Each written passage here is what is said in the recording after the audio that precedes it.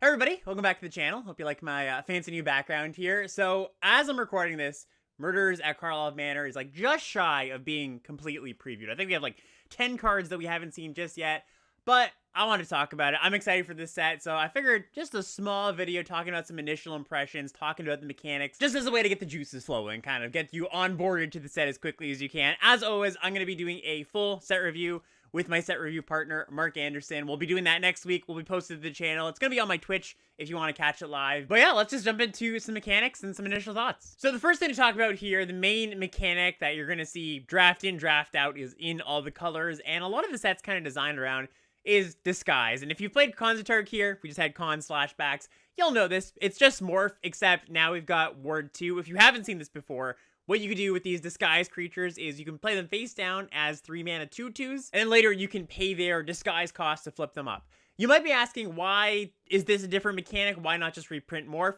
Well, that Ward 2 is pretty important to keep pace with 2024 card design, basically. Because these days, playing a 2-mana 3/3 is really bad. Like, in most limited games, you will fall behind when that happens, and your opponent casts, for example, a Shock, which is in this set. And more than anything, giving these creatures Ward 2 is a design tool so that they don't have to build the entire set around the fact that most games are going to have both players, or at least one player, play a 3-mana 2/2 on turn 3. Because in cons, the way they solved this problem was they nerfed the removal pretty badly, right? You had something like Debilitating Injury, which is just a worse version of Deadweight, and this isn't like power creep. We had Deadweight 2 years before we had Debilitating Injury, but they couldn't give you a 1-mana removal spell for Morphs because that would be just too good and people would not play 3-mana 2/2s. They wouldn't put Morphs in their deck. They want you to play with the main set mechanic. So giving these disguise creatures Ward 2 allows you to print Shock, for example, print normal removal spells. They don't have to design the entire set around it, and you're not going to feel bad about playing that 3-mana 2/2. So I mentioned this is going to be a mechanic you see draft in, draft out, and I think mostly because there's an important cycle of disguise gold cards at common.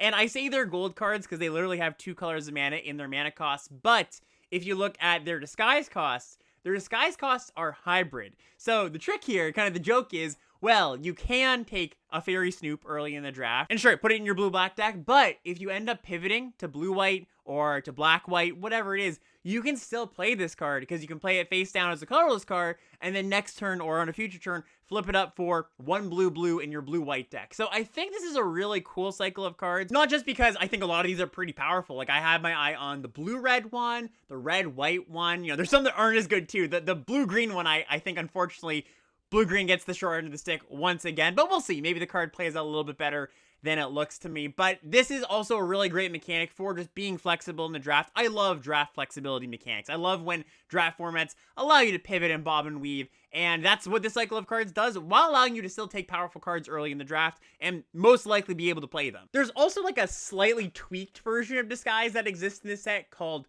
Cloak, and Cloak is like Manifest, right? Just like Morph is to disguise in 2024, Manifest is what Cloak was back in the day. And this is just, instead of putting it from your hand face down, something will say cloak the top card of your library, or cloak the top card of your opponent's library, which just means put that card face down as a 2/2, just like you would for a disguise creature, has ward, all the same thing. And if it is a creature, you can pay the creature's mana cost at any point and turn it face up. You can't do it with a spell. Like if you have a removal spell and you cloak that won't work. You can't just cast that. But you can just turn up any creature. It doesn't have to be a disguised creature. It could just be like a vanilla 2/2 and pay 2 mana. That'll flip up. Wouldn't do too much, of course, because you just lose a ward too. So bad example. But it's just something that's here and there. You're only going to see it on 2 or 3 cards. And I think they really borrowed a lot from Cons of Tark here in general. Not just the mechanics, but some of the design principles. If you played Cons, you'll know about the 5-mana morph rule. I guess now we're going to be calling it like the 5-mana disguise rule. And all that says is there's no creature that you can flip up for less than 5 mana that will be able to eat another disguised creature, another 2/2, right? There's not going to be a 4-mana flip up, I'm a 3/3, you blocked with your 2/2, now it gets eaten, right? They don't want to have that feel bad feeling. So you are safe to block with your disguised creatures up until turn 5. At turn 5, your opponent has 5 mana. Well, they can flip up something like Basilica Stalker, which blocks as a 3/4. Although, something I noticed is there is sort of like, not exactly exceptions to that rule, but I think there's a few cards that kind of like bend the spirit of the rule in the wrong way. So the idea, like I mentioned, is so that you don't have these feel bad moments of, oh no, I attacked this face down creature, didn't know what it was, they flipped it up, they ate my creature. But there are things like Museum Night Watch, where yes, you don't get to eat another disguise creature, but for 2 mana on turn 4, you get to flip this up, trade with theirs, and then get a 2/2. I don't think it's a huge deal, but just something to think about, something that I noticed, something that wasn't really a thing back in Khans of Tarkir. And yeah, like I mentioned, I think they borrowed a ton from Khans of Tarkir. They actually have like a bunch of cards that are sort of, I see them as, well, if we design Khans of Tarkir in 2024, what would that look like? Because there's a lot of cards that are very, very similar, just with a tweak, a modern design tweak. So back in the day, we had Wetland Sandbar, now we've got Bubble Smuggler. We had Valley Dasher, now we've got Red Herring. We used to have Ice Feather Aven, and now we have Exit Specialist. So there's just like a lot of little cool callbacks there that I thought were kind of cute. So I think Disguise is the big headliner mechanic, the one that's going to take up most of the set's real estate. But we have a few other mechanics here that I think are good to talk through. First up, we've got Cases, which are a new subtype of enchantment. And Cases are sort of like quests from back in the day, OG Zendikar for anybody who played that. These were cards that were enchantments that asked you to kind of jump through some hoops, and when you jump through those hoops, you got a good reward. Cases are that. So the first ability on a case here, for example, Case of the Getaway Express, that will just be a enter the battlefield effect or a static ability. That'll just be on the card, and as long as the card's in the battlefield, you get the static ability. And then the middle line here gives you the condition to solve the case. So for example here, attack with 3 more creatures. It'll check on your end step, so you won't actually get the benefit until next turn, most likely. And then the last line here is what you get when you solve the case. And I think if you're looking at the set for the first time, looking at these cases, it's not like there's like a case deck or anything like that, but a lot of these cases will point you in the direction of what their colors want to be doing, or what certain decks want to be doing. Like, white in this set has a very strong go wide theme. There's a lot of things that go wide, a lot of things that pump your team.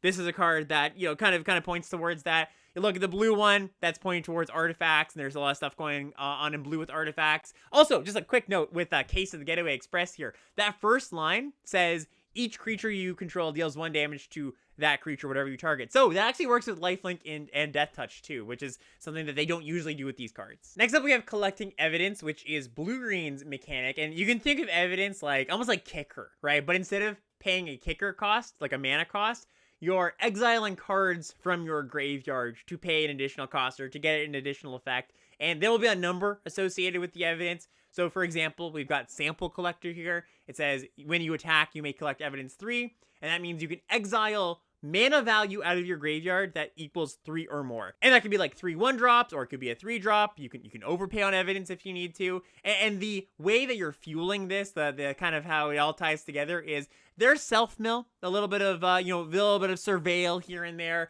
cards that specifically mill you. There's also cards like Topiary Panther, which is a basic land cycler, goes and gets a land, puts 6 mana worth of evidence in your graveyard. And there's a cycle of uncommon split cards. And if you don't know the rules of split cards, they count both of their mana costs towards the overall mana value. So something like Cease and Desist, cast Cease for 2 mana, you've just put 8 mana worth of evidence in your graveyard. So that's kind of cool. And then one more mechanic to go over here is Suspected. And when you suspect a creature, that creature gains menace and can't block. So it's both good on your creatures to give it menace to make your get attack past your opponent's creatures, but you can also suspect your opponent's creatures too, which is kind of cool. Make those things not be able to block, take them out of the equation. This is a aggressive mechanic, and there's some things that pay you off for having suspected creatures. There's some things like Deadly Complication, for example, where you get a pretty nice bonus of putting a counter on something if you have a suspected creature. There's also things that unsuspect creatures here and there. So this is one of the lighter themes, but you'll see it here and there. So yeah, that's all I got for today. Just a quick little video talking about a few things here and there. If you're new to the channel, you like what you see here, consider a sub, consider liking the video. We're going to be, of course, ramping up the content, getting you prepared, getting you all the good stuff, all the knowledge you need to know to start trophying early on. The set review, like I mentioned, next week, that'll be up on the channel. But also all the other limited level ups, things you've come to expect, the set overview, state of the format address, all that good stuff. And I'm also going to be back to posting some drafts on this channel, some actual gameplay. So look forward to that, and yeah, we'll see you next time.